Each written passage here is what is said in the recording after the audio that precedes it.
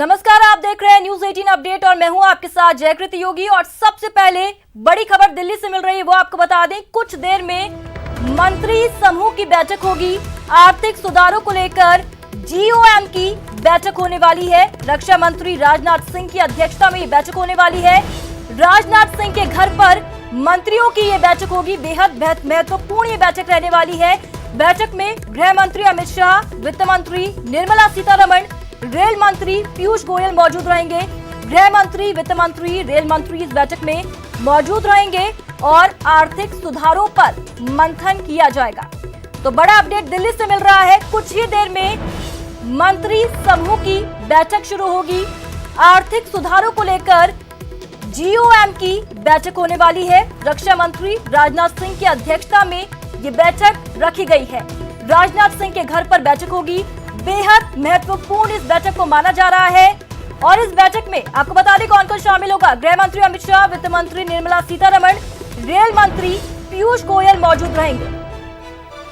तो अब से कुछ ही देर में बैठक शुरू होगी और कोरोना काल में किस तरीके से हर वर्ग को आर्थिक संकट से उबारना है, इसको लेकर यहाँ पर चर्चा की जाएगी। आर्थिक सुधारों को लेकर ग्रुप ऑफ मिनिस्टर्स की यहाँ पर बैठक होगी। रक्षा मंत्री राजनाथ सिंह इस बैठक की अध्यक्षता करेंगे। राजनाथ सिंह के घर पर यह बैठक होने वाली है। बेहद महत्वपूर्ण, बेहद खास और हर वर्ग के लिए यहाँ पर किस तरीके से उन्हें इस आर्थिक संकट से निकालना है, उस पर वर्गवार चर्चा की जाएगी। तो क्या कुछ अपडेट्स लेंगे वो भी लगातार आपको देते रहेंगे। बड़ी खबर दिल्ली से मिल रही है। कुछ देर में मंत्री समूह की बैठक होगी। ग्रुप ऑफ मिनिस्टर्स की इस बैठक में आर्थिक सुधारों पर विशेष फोकस रहने वाला है। कोरोना काल में, कोरोना संकट के इस वक्त में हर एक वर्ग को आर्थिक संकट से किस तरीके से उबारना है, किस तरीके से बाहर निकालना है, उस पर यहाँ पर चर्चा की जाएगी। बता दें, हाल ही में केंद्र की तरफ से 20 लाख करोड़ का आर्थिक पैकेज भी दिया गया है। उसे किस तरीके से डिस्ट्रीब्यूट किया जाना है और हर वर्ग को कैसे आर्थिक संकट से बाहर निकालना है, ये फोकस रहने वाला है। तो एक और बड़ा अपडेट आपको दे दें। देश पर कुदरत का डबल अटैक देखा जा रहा है, क्योंकि कोरोना संकट के बाद अब तूफान का खतरा भी बढ़ गया है। चक्रवाती तूफान अम्फान से पूर्वी भारत पर असर पड़ सकता है। ओडिशा पर तूफान अम्फान का खतरा सबसे ज्यादा है। कोलकाता से 1000 किलोमीटर की दूरी पर यह तूफान होगा। चक्रवाती तूफान का स्पेशल ट्रेनों पर भी असर पड़ेगा। आपको बता दें, 21 मई तक के लिए स्पेशल ट्रेनों के रूट में बदलाव कर दिया गया है। तो एक तरफ कोरोना संकट और दूसरी तरफ चक्रवाती तूफान। हालात बेहद मुश्किल भरे दिखाई दे रहे हैं। कोरोना संकट के बाद अब तूफान का खतरा बढ़ गया है। चक्रवाती तूफान अम्फान से पूर्वी भारत पर असर पड़ेगा। ओडिशा पर तूफान अम्फान का खतरा सबसे ज्यादा है। कोलकाता से 1000 किलोमीटर की दूरी पर यह तूफान उठेगा। चक्रवाती तूफान का स्पेशल ट्रेनों पर भी साफ तौर पर असर देखा जा सकता है। इसीलिए 21 मई से मई तक के लिए जो स्पेशल ट्रेनें हैं, उनके रूट में बदलाव कर दिया गया है। तो बड़ा अपडेट आपको यहाँ पर दे रहे हैं। चक्रवाती तूफान अम्फान का खतरा पूर्वी भारत पर मंडरा रहा है। एक तरफ कोरोना संकट और दूसरी तरफ चक्रवाती तूफान अम्फान से हर कोई डरा हुआ है। आपको बता दें, कोलकाता से 1000 किलोमीटर की दूरी पर यह चक्रवाती तूफान उठ सकता है और चक्रवाती तूफान का असर स्पेशल ट्रेनों पर साफ तौर पर देखा जा सकता है। 21 मई तक के लिए स्पेशल ट्रेनों के रूट को डाइवर्ट कर दिया गया है, बदलाव कर दिया गया है, ताकि कोई परेशानी इस दौरान न आए। तो देश पर कुदरत का डबल अटैक साफ तौर पर देखा जा सकता है। तो यहां पर तबाही मचा सकता है तूफान और इसके लेकर प्रशासन पूरे तरीके से अलर्ट दिख रहा है।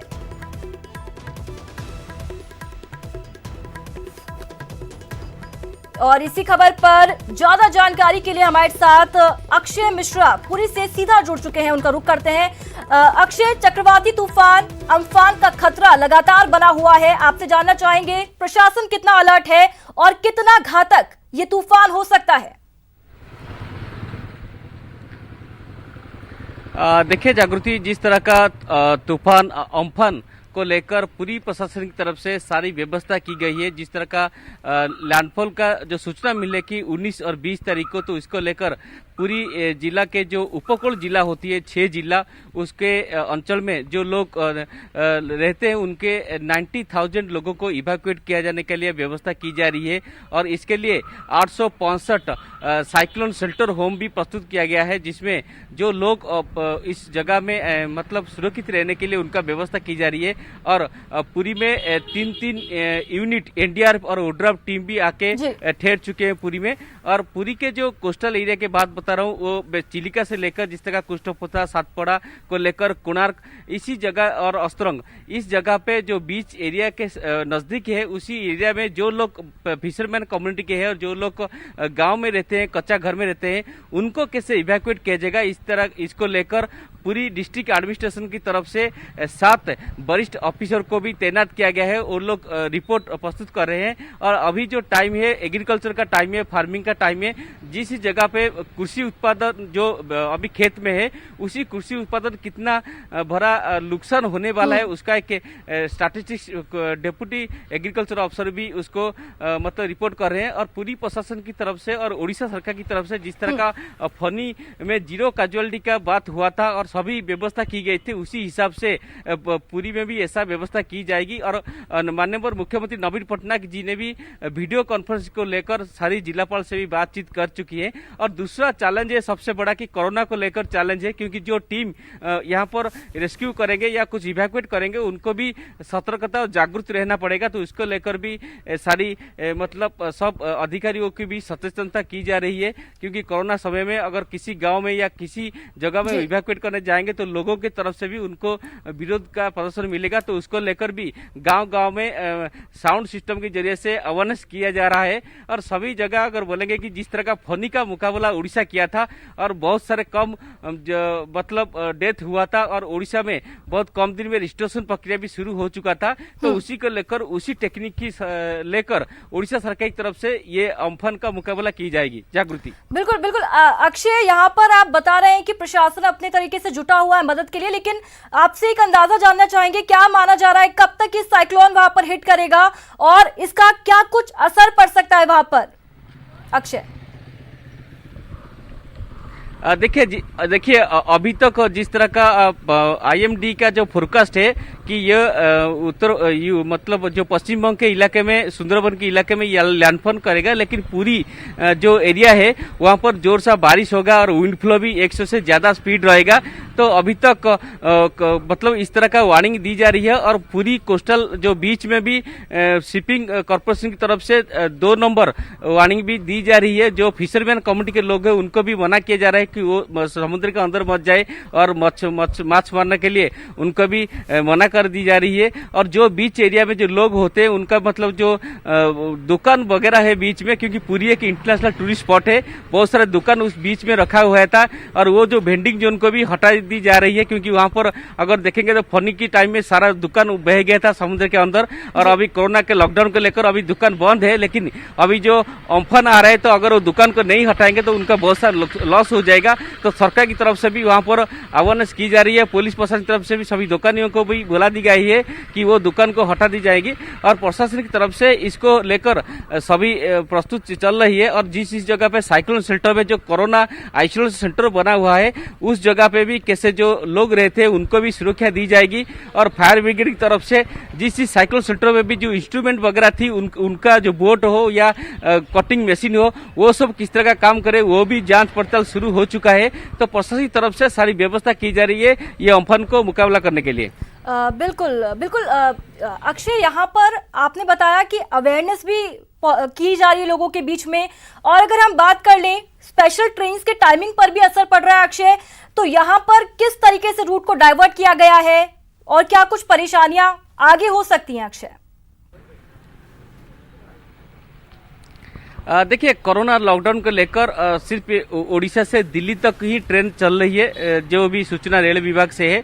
लेकिन अभी जिस तरह का मतलब बारिश की संभावना है और भद्रक बालेश्वर जिस जगह पे मतलब उसी हिसाब से जो ट्रेन की मतलब रूट थी उस रूट को डाइवर्ट की गई है। और उस रूट को छत्तीसगढ़ वगैरह लेके वो मतलब ट्रेन की रूट डाइवर्ट की गई। राजधानी एक्सप्रेस जो पूरी ओडिशा से दिल्ली जा रही थी उसी ट्रेन को भी रूट डाइवर्ट की गई है। और लॉकडाउन के समय सभी ट्रेन यात्रा भी पूर्ण रूप से बंद है। कुछ कुछ ट्रेन जा रही है क्योंकि उन पे जो लोग रहते हैं किसी मतलब स्टेट में, उनको आने के लिए वो व्यवस्था की जा रही है, लेकिन सिर्फ ही वो राजधानी एक्सप्रेस का जो ट्रेन का रूट बातिल किया गया है, मतलब डाइवर्ट किया गया है और सभी ट्रेन अभी बातिल है।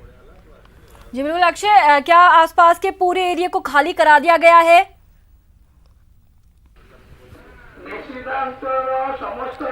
देखिए, जिस तरह का मतलब इवैक्यूएशन की प्रोसेस है, कल पुरी के जिलापाल बलवंत सिंह वो मतलब के रिव्यू मीटिंग लिए थे सभी ब्लॉक और जो पुरी के 11 ब्लॉक और जो वीडियो वगैरह है उनसे वीडियो कॉन्फ्रेंस में बात की थी कि सभी जगह जो ड्राई फ्रूट्स हो या चोड़ा चावल को मौजूद करके रखना है, जो पशुओं का खाद्य भी वो मौजूद करने के लिए रखने के लिए वो मतलब अलर्ट जारी की गई है और पुलिस की तरफ, जिला प्रशासन की तरफ से भी रिव्यू की जा रही है। तो हमें आशा करते हैं कि उड़ीसा में जिस तरह का पहले बुलबुल आया था, साइक्लोन बहुत सारे आए हैं और फनी जिस तरह का अगले साल में गया था, तो उसी टेक्निक को लेकर ये अभी अप्लाई कर रहे हैं और सभी अधिकारी को भी छुट्टी भी बातिल कर चुके हैं जिलापाल ने। और क्योंकि अभी कोरोना के समय है तो पूरा हेल्थ विभाग की तरफ से भी सारी मेडिसिन वगैरह को भी स्टॉक करके रखा गया है। तो हमें आशा है कि जिस तरह का सामुद्रिक तूफान अम्फन आएगा तो हम देख सकते हैं एक तरफ से कोरोना संकट, दूसरी तरफ तूफान अम्फन का खतरा। इस तमाम जानकारी के लिए आपका बहुत बहुत शुक्रिया अक्षय। और चलिए आगे बढ़ते हैं और आपको बता दें कि तूफान अम्फन को लेकर पीएम नरेंद्र मोदी ने आपात बैठक बुलाई है। ये बैठक 4 बजे होगी, इसकी जानकारी केंद्रीय गृह मंत्री अमित शाह ने दी है। तूफान अम्फन के कारण ओडिशा और पश्चिम बंगाल पर बड़ा खतरा मंडरा रहा है। तो तूफान अम्फन को लेकर पीएम नरेंद्र मोदी ने आपात बैठक बुलाई है। ये बैठक 4 बजे होगी, इसकी जानकारी केंद्रीय गृह मंत्री अमित शाह ने दी है। तूफान अम्फन के कारण ओडिशा और पश्चिम बंगाल पर खतरा मंडरा रहा है। हालांकि प्रशासन अलर्ट है, अपने तरफ से पूरी कोशिशों में जुटा है कि किस तरीके से इस खतरे को टाला जा सके।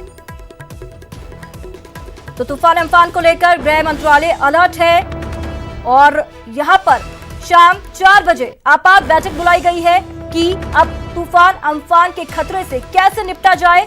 प्रधानमंत्री नरेंद्र मोदी ने आपात बैठक को बुलाया है। ये बैठक शाम 4 बजे होने वाली है, इसकी जानकारी केंद्रीय गृह मंत्री अमित शाह ने ट्वीट करके दी। और यहां रुकेंगे एक छोटे से ब्रेक के लिए।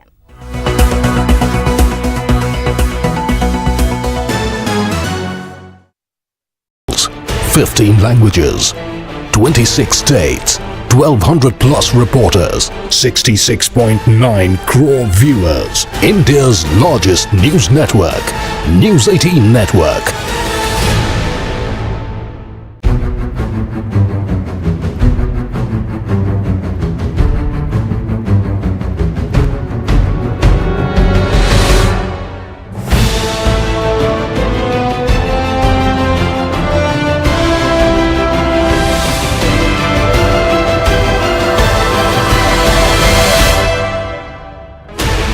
"16 channels, 15 languages, 26 states, 1,200 plus reporters, 66.9 crore viewers. India's largest news network, News 18 Network.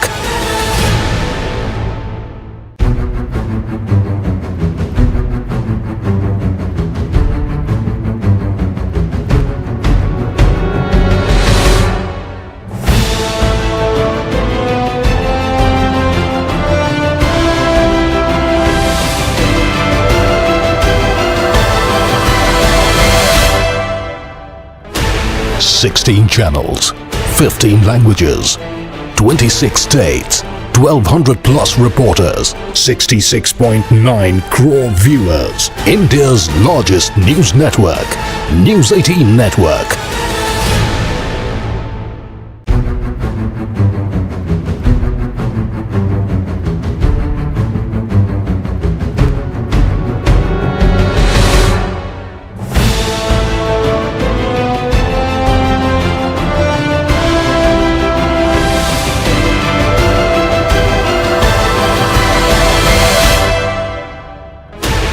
"16 channels, 15 languages, 26 states, 1,200 plus reporters, 66.9 crore viewers. India's largest news network, News 18 Network.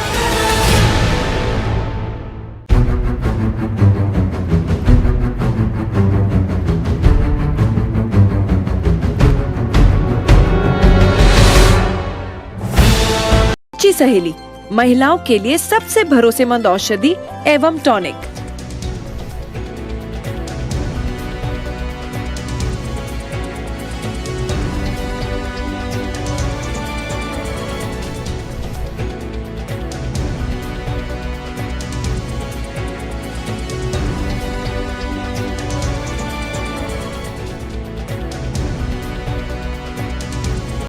इस न्यूज हेडलाइंस के प्रायोजक सच्ची सहेली, महिलाओं के लिए सबसे भरोसेमंद औषधि एवं टॉनिक।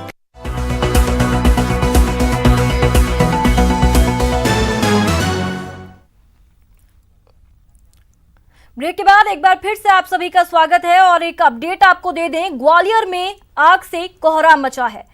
पेंट हाउस की दुकान में भीषण आग लगी। कड़ी मशक्कत के बाद आग पर काबू पाया गया। 7 लोगों की मौत की खबर है।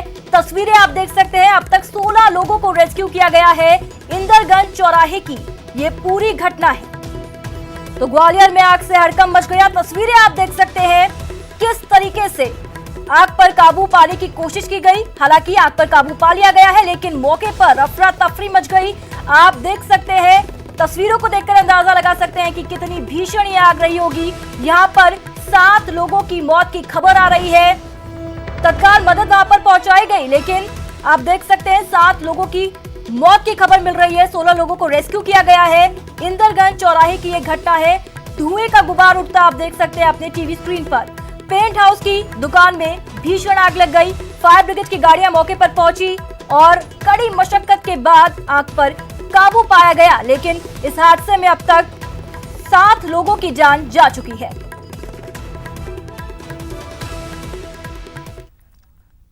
तो बड़ा अपडेट आपको दे दें, भीलवाड़ा में अवैध शराब बनाने वालों के खिलाफ कार्रवाई की गई। अवैध शराब के ठिकानों पर पुलिस ने छापा मारा। 5000 लीटर शराब को नष्ट किया गया। शकरगढ़ थाना पुलिस ने इस कार्रवाई को अंजाम दिया है। तो भीलवाड़ा में अवैध शराब बनाने वालों के खिलाफ बड़ी कार्रवाई। अवैध शराब के ठिकानों पर पुलिस ने छापा मारा। 5000 लीटर शराब को नष्ट किया गया। शकरगढ़ थाना पुलिस ने इस पूरी कार्रवाई को अंजाम दिया।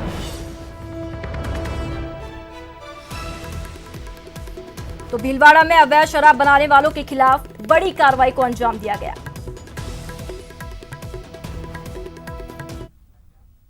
तो बड़ा अपडेट आपको दे दें, बीकानेर के नोखा में दर्दनाक हादसा सामने आया। एक महिला और 2 बच्चों की डूबने से मौत हो गई। खेत के कुंड में डूब गए थे, जिसके चलते इनकी मौत हुई। अड़खीसर गांव में यह हादसा हुआ है। मामले की जांच पड़ताल में पुलिस फिलहाल जुटी है। तो बीकानेर के नोखा में दर्दनाक हादसा, एक महिला और 2 बच्चों की डूबने के चलते मौत हुई। खेत के कुंड में ये दोनों लोग डूब गए थे। 2 बच्ची और एक महिला यहाँ पर शामिल है, जो कि खेत के कुंड में डूब गए थे, जिसके चलते इनकी मौत हुई। अड़खीसर गांव में ये पूरा हादसा हुआ है। मामले की जांच पड़ताल में पुलिस प्रशासन जुटा हुआ है। तो बीकानेर के नोखा में दर्दनाक हादसा, एक महिला और 2 बच्चों की डूबने से मौत हुई। दरअसल खेत के कुंड में ये लोग पहुंचे थे, वहां पर डूबने से इनकी मौत हुई। अड़खीसर गांव में ये पूरा हादसा हुआ है। हादसे के बाद मौके पर सनसनी। मामले की जांच पड़ताल में फिलहाल पुलिस लगातार जुटी है, छानबीन कर रही है कि आखिर क्या कुछ वजह रही। एक महिला और 2 बच्चों की यहां पर डूबने से मौत हुई है।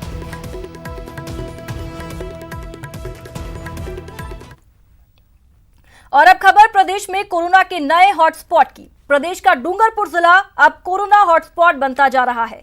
मुंबई से बड़ी संख्या में प्रवासियों के आने के बाद से डूंगरपुर जिले में कोरोना पॉजिटिव केस का ग्राफ तेजी से बढ़ा है। इधर सुबह मेडिकल कॉलेज से आई रिपोर्ट में 10 नए कोरोना पॉजिटिव केस सामने आए। 24 घंटे में डूंगरपुर जिले में 82 केस कोरोना पॉजिटिव पाए गए हैं। इसी के साथ जिले में पॉजिटिव का आंकड़ा बढ़कर 124 तक जा पहुंचा है। जिला अस्पताल के पीएमओ डॉक्टर कांतिलाल मेघवाल ने बताया कि रात को 54 कोरोना पॉजिटिव आने के बाद सुबह आई रिपोर्ट में 10 और नए कोरोना केस की पुष्टि हुई।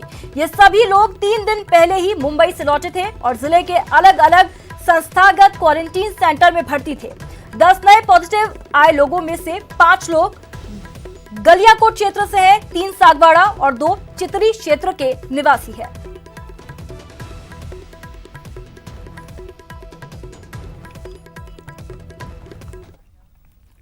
मुख्यमंत्री अशोक गहलोत ने कहा कि श्रमिकों और उनके परिजनों का अपने घर लौटने के लिए सैकड़ों किलोमीटर धूप में पैदल चलना बेहद तकलीफदेह है। राज्य सरकार इस पीड़ा से उन्हें राहत देने के लिए श्रमिक स्पेशल बसें चलाएगी। गहलोत ने निर्देश दिए कि रोडवेज इसके लिए बसें तैयार रखें। राज्यों से सहमति प्राप्त कर श्रमिकों को निःशुल्क लाने और ले जाने के लिए ये विशेष बसें चलाई जाएंगी। तो स्पेशल बसेस चलेंगी। मुख्यमंत्री अशोक गहलोत ने कहा है कि श्रमिकों और उनके परिजनों का अपने घर लौटने के लिए जो वो सैकड़ों किलोमीटर धूप में पैदल चलते हैं वो तकलीफ देता है। राज्य सरकार इस पीड़ा से उन्हें राहत देने के लिए श्रमिक स्पेशल बसें चलाएंगी जिससे उन्हें एक राहत मिल पाए। गहलोत ने निर्देश दिए हैं कि रोडवेज इसके लिए बसें तैयार रखें। राज्यों से सहमति प्राप्त कर श्रमिकों को निःशुल्क लाने और ले जाने के लिए इसी के चलते विशेष बसें चलाई जाएंगी जिससे मजदूरों को एक बड़ी राहत यहां पर मिलने वाली है।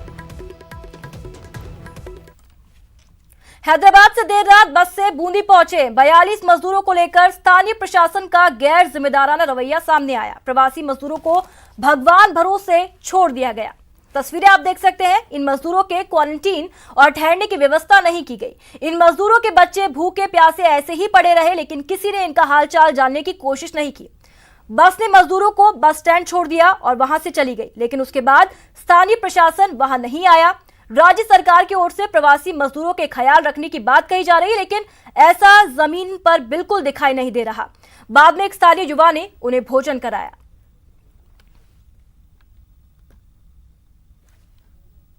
प्रशासन को भी हमने बोला रात को तो कोई सूचना नहीं। छोटे छोटे बच्चे 4 दिन से भूखे हैं, प्यासे ऐसे पड़े, किसी ने आके नहीं संभाला अब तक। अभी तो रात भर भूखे मरते रहे। कोई दूध नहीं, कोई चाय नहीं, कुछ भी नहीं है। सूचना भी हो गई थी प्रशासन को, पुलिस भी यहाँ पर इनके पास आई बताई, लेकिन फिर भी ये पूरी रात भूखे रहे। बहुत दुखद और दुर्भाग्यपूर्ण है। अभी हमने क्योंकि सुबह जल्दी है इनके अल्पाहार की व्यवस्था की है, आगे इनको भोजन करवाकर इनके गंतव्य स्थान तक पहुँचाने में जो भी होगी मदद की जाएगी। तो 12 में लॉकडाउन के दौरान सब्जी की खेती करने वाले किसानों के सामने आर्थिक संकट खड़ा हो गया है। भिंडी, टमाटर, बैंगन और कद्दू की खेती करने वाले किसानों की सब्जी खेतों में ही रह जाती है। किशनगंज, रानी बड़ौद, मेहरावता, हीरापुर, दिगोद पार के किसान परेशान हैं। सब्जी खेतों में सड़ रही है। सब्जी के बाजार नहीं पहुंचने से किसानों की मेहनत खेतों में ही बर्बाद हो रही है। टमाटर जहां खेतों में ही सड़ गए तो वहीं अन्य सब्जी मात्र 3 से 4 रुपए प्रति किलो बिक रही है जिससे किसान बहुत परेशान है। मैं 1 बीघा की भिंडी, 1 बीघा का बैंगन। ये साल कोरोना की वजह से ना तो भिंडी को भाव आयो न बैंगन को भाव आयो। दोनों फसलों में काटो लाग गयो जो आज तो खर्चा भी न कट रहा। 5 रुपये किलो से लेकर 6-7 रुपये किलो तक। अच्छा। पिछले साल तो 30 रुपये किलो, 40 रुपये किलो से लेके और 60 रुपये किलो तक भिंडी बेची थी। इस साल तो घाटा क्या, कुछ भी नहीं पाया इस साल तो 12 की कृषि मंडी में हड़ताल समाप्ति के बाद शुरू हुए कारोबार के बाद सोशल डिस्टेंसिंग की धज्जियां उड़ती दिखाई दी। तस्वीरों में आप देख सकते हैं कैसे लोग एक दूसरे से सटे हुए दिखाई दे रहे हैं। पूरी मंडी में अफरा तफरी और भीड़ का माहौल दिखाई दे रहा है। कृषि मंडी में गेहूं के 90,000 कट्टे और लहसुन की करीब 6,000 से अधिक कट्टों की आवक हो रही है और मंडी में आने वाले व्यापारी और खरीदार सोशल डिस्टेंसिंग का ख्याल रखने में नाकाम साबित हुए। मंडी में बिना मास्क के जिसे जहां मन कर रहा है, इलाके में पुलिस की गश्ती जारी है लेकिन भीड़ पर उसका कोई असर नहीं दिखाई दिया। और बड़ी खबर आपको बता दें, लॉकडाउन 4 को लेकर अहम बैठक जारी है। मुख्यमंत्री अशोक गहलोत कोर ग्रुप के साथ ये बैठक ले रहे हैं। CS dB Gupta, ACS home, DGP बैठक में मौजूद हैं। कोर ग्रुप में शामिल अफसर भी मौजूद हैं। गाइडलाइन पर मंथन हो रहा है। गाइडलाइन को अंतिम रूप यहां पर दिया जा रहा है। ग्रीन और ऑरेंज जोन में छूट का दायरा बढ़ सकता है। तो यहां पर बड़ी खबर आपको बता रहे हैं, लॉकडाउन 4 को लेकर अहम बैठक जारी है। महत्वपूर्ण बैठक गहलोत कर रहे हैं। कोर ग्रुप के साथ बैठक, CS dB Gupta, ACS home, DGP मौजूद हैं। कोर ग्रुप में अफसर भी मौजूद हैं। गाइडलाइन पर मंथन हो रहा है। गाइडलाइन को अंतिम रूप दिया जा रहा है कि नए रूप, नए रंग का जो लॉकडाउन होगा राजस्थान में वो कैसा होगा, इसको लेकर यहां पर फाइनल मीटिंग चल रही है। गाइडलाइंस पर मंथन हो रहा है। इसी खबर पर ज्यादा जानकारी के लिए हमारे साथ हमारे सहयोगी गोवर्धन फोन लाइन पर मौजूद है। गोवर्धन, बैठक में क्या कुछ चल रहा है, क्या जानकारी मिली है आपको? देखिए, कोर ग्रुप के साथ मुख्यमंत्री की बैठक चल रही है जिसमें लॉकडाउन 4 की गाइडलाइन पर मंथन चल रहा है। खास करके किन इलाकों में छूट दिया जाना है, और इस बार एक बदलाव ये भी आया है केंद्र सरकार की गाइडलाइन में कि जो जोन है उनको तय करने का अधिकार भी राज्यों को दिया गया है। तो राज्य अपने हिसाब से अब रेड, ऑरेंज और ग्रीन जोन तय करके और कहां पर छूट किस प्रकार की दी जानी है, व्यवसायिक और आर्थिक गतिविधियों को ऑरेंज और ग्रीन जोन में और ज्यादा छूट दी जाएगी, कुछ और दुकानें खोलने की परमिशन नए जो गाइडलाइन है उनमें दिए जाने पर चर्चा चल रही है। ये सारे विषय हैं जिन पर इस बैठक में चर्चा चल रही है कि आने वाले 31 मई तक किस तरह से छूट दी जानी है, बाकी के जो कंटेनमेंट जोन है, जो रेड जोन का जो इलाका है, उनको किस तरह से पाबंदी में रखा जाना है। हालांकि ये तय माना जा रहा है कि रेड जोन में किसी भी तरह की छूट केंद्र की तरह राज्य भी नहीं देने वाला है। छूट का जो दायरा है वो ग्रीन जोन और ऑरेंज जोन तक रहना है। दूसरा एक बड़ी चीज ट्रांसपोर्टेशन को लेकर के है कि जो यात्री बसें हैं उनको किस तरह से सोशल डिस्टेंसिंग का पालन करते हुए चलाया जाए या नहीं चलाया जाए, ये भी आज फैसला होना है। क्योंकि लॉकडाउन के दौरान भी जो व्यवसायिक गतिविधियां हैं, व्यवसायिक कामों से इधर उधर आने जाने वाले लोगों को बड़ी परेशानी होती है। तो इस बात पर भी विचार किया जा रहा है कि क्या राज्य में सोशल डिस्टेंसिंग का पालन करते हुए सार्वजनिक परिवहन को कहां तक शुरू किया जा सकता है। कम से कम जो ग्रीन जोन और ऑरेंज जोन वाले इलाके हैं, जो सेफ जोन है, वहां पर तो सार्वजनिक परिवहन को शुरू कर दिया जाए, इस पर भी चर्चा चल रही है। तो इस बैठक के बाद इस बात की संभावना है कि आज जो लॉकडाउन की गाइडलाइन है वो भी जारी की जानी है। इस बैठक के बाद शाम तक इस बात की संभावना है कि गाइडलाइन है वो जारी कर दी जाए। बिल्कुल गोवर्धन, इस बार ग्रीन, ऑरेंज और रेड के साथ में कंटेनमेंट और बफर जोन भी कैटेगराइज होने हैं, क्या उसको लेकर भी यहाँ पर बातचीत हो रही होगी? बिल्कुल, देखिए ये डिसाइड करने का जो काम है ये भी मेडिकल महकमे का और होम डिपार्टमेंट, ये दोनों आपसी तालमेल के साथ ये काम किए जाना है। ये सारी चीजों का प्रेजेंटेशन इस बैठक में दिया जाना है कि जो केंद्र की नई मॉडिफाई गाइडलाइन के बाद राज्य किस तरह से इन गाइडलाइन में अपनी ओर से एड ऑन क्या क्या चीजें की जानी है स्थानीय परिस्थितियों के हिसाब से। क्योंकि सीएम ने भी प्रधानमंत्री से ये मांग की थी कि जोन निर्धारण का जो अधिकार है वो राज्यों को स्थानीय परिस्थितियों के हिसाब से दिया जाना चाहिए। बिल्कुल बिल्कुल गोवर्धन, इस तमाम जानकारी के लिए आपका बहुत बहुत शुक्रिया। और इसी के साथ इस बुलेटिन में इतना ही, दीजिए इजाजत, नमस्कार।